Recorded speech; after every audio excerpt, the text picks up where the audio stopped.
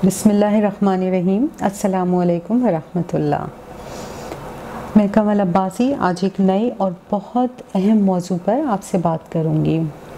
आज का मौजू है कि दीन और दुनिया को पैरेलल हम कैसे लेकर चल सकते हैं और बच्चों को कैसे ये चीज़ सिखा सकते हैं।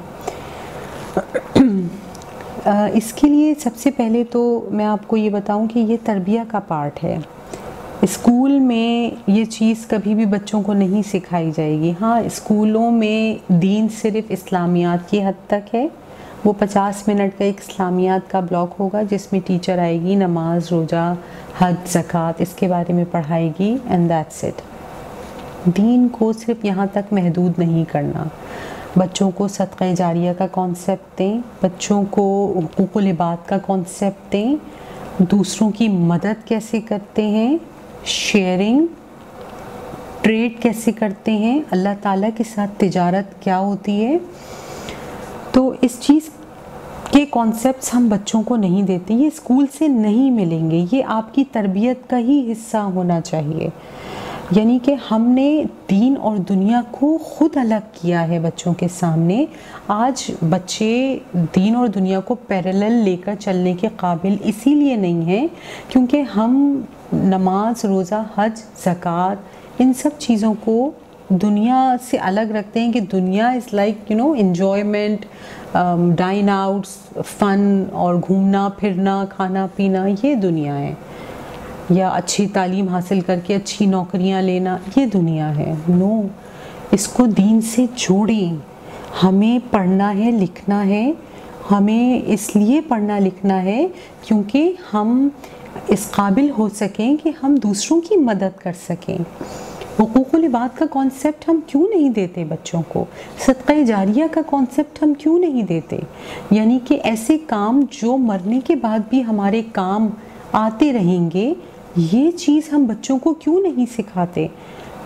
बिलीव मी, बच्चों के दिमाग बहुत ज़्यादा शार्प होते हैं। आपकी सोच से कहीं ज़्यादा हमारे बच्चे स्मार्ट और तेज़ जहन के मालिक होते हैं। हम बच्चों को अंडर एस्टिमेट कर रहे होते हैं।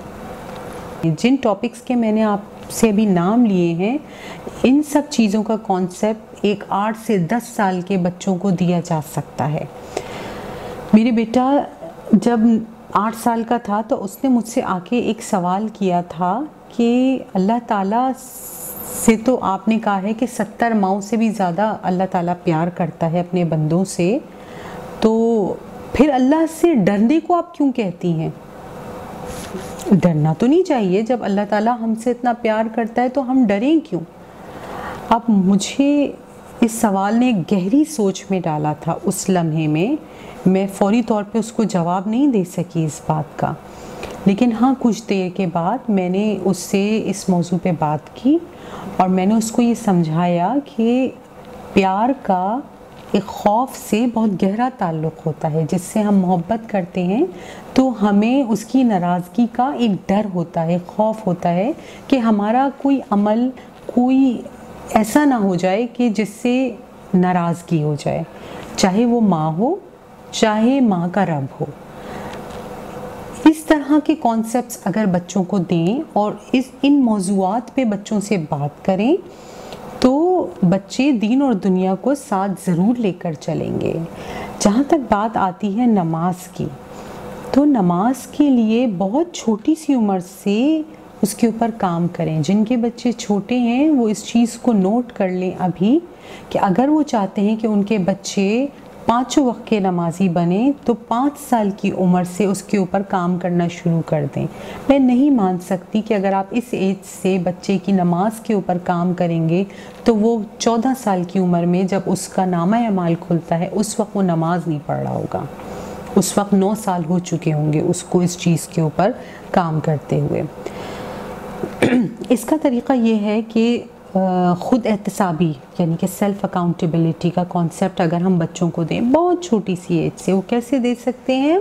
प्रैक्टिस करके। यानी कि ख़ुद से सवाल करना, मैंने नमाज़ पढ़ी कि नहीं पढ़ी, असर का टाइम हो गया, मुझे नमाज़ पढ़नी है। ये सवाल जब हम खुद से करेंगे तो एक छोटा बच्चा भी अगर हो तो वो सुनता है। 1 से 1.5 साल के बच्चे को मैंने माँ और बाप के साथ खड़े होके नमाज़ पढ़ते देखा है, और आप लोगों ने भी देखा होगा। जब इस एज में बच्चे इमिटेट करते हैं, कॉपी करते हैं माँ बाप को, तो अगर माँ बाप खुद नमाज़ पढ़ेंगे और अपने आप से सवाल कर रहे होंगे नमाज के बारे में, बच्चा इस चीज़ को देखेगा, ज़रूर अडॉप्ट करेगा। उसके बाद 7 साल की उम्र में तो ये हदीस है कि आप बच्चे को नमाज के बारे में कहना शुरू कर दें, उसको नमाज पढ़वानी शुरू कर दें, और 10 साल की एज में जाके आप उसके ऊपर सख्ती कर सकते हैं। यानी हदीस में का मफहूम मैं आपको बता रही हूँ कि सख्ती का वर्ड इस्तेमाल किया गया है कि सिर्फ नमाज ही एक ऐसी चीज़ है जिस पर आप बच्चे के ऊपर हाथ उठा सकते हैं। अल्लाह ने हाथ उठाने का भी हुक्म दिया है, सिर्फ नमाज के ऊपर, और किसी चीज़ के बारे में बच्चों के ऊपर हाथ नहीं उठाना, लेकिन नमाज के लिए आप उठा सकते हैं। 10 साल से आप सख्ती शुरू करें, 14 साल तक आप उसके ऊपर सख्ती कर सकते हैं, और 14 साल के बाद आपको फिर सख्ती नहीं करनी, फिर सिर्फ रिमाइंडर्स देने हैं नमाज के, घर में ख़ुद पाबंदी करनी है नमाज की, नमाज का एहतराम करना है, अज़ान का एहतराम करना है।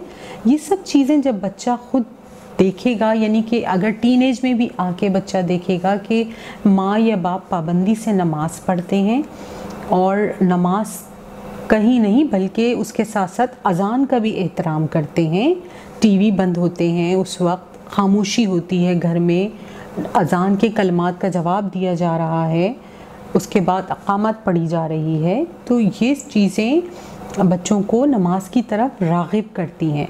ये मैं बात कर रही हूँ कि अगर छोटी सी उम्र से इसके ऊपर काम किया जाए। उस एज में हम इग्नोर करते हैं, बच्चों को नमाज के लिए नहीं कहते, ना उनके साथ सख्ती करते हैं, क्योंकि हमारे ख्याल में हमारे बच्चे छोटे और नासमझ हैं। जब दीन ने इजाज़त दे दी और हुक्म दे दिया, तो हम कौन होते हैं रोकने वाले। इस चीज़ को प्रैक्टिस रखें घर में, और दीन और दुनिया को पैरेलल भी मैंने आपको बताया किस तरह से आप लेकर चल सकते हैं कि अपने आप को इस काबिल इसलिए करना है कि हमें इंसानियत की खिदमत करनी है, अल्लाह के बंदों की खिदमत करनी है, उनके काम आना है। ये दीन और दुनिया जुड़ जाते हैं। मुझे पूरी उम्मीद है कि मेरे ये मशवरा किसी न किसी काम ज़रूर आएगा आप लोगों के, और आप सब लोगों का रमज़ान भी अल्लाह करे कि बहुत अच्छा गुज़रे। मुझे दुआओं में ज़रूर याद रखिएगा। जज़ाकल्लाह।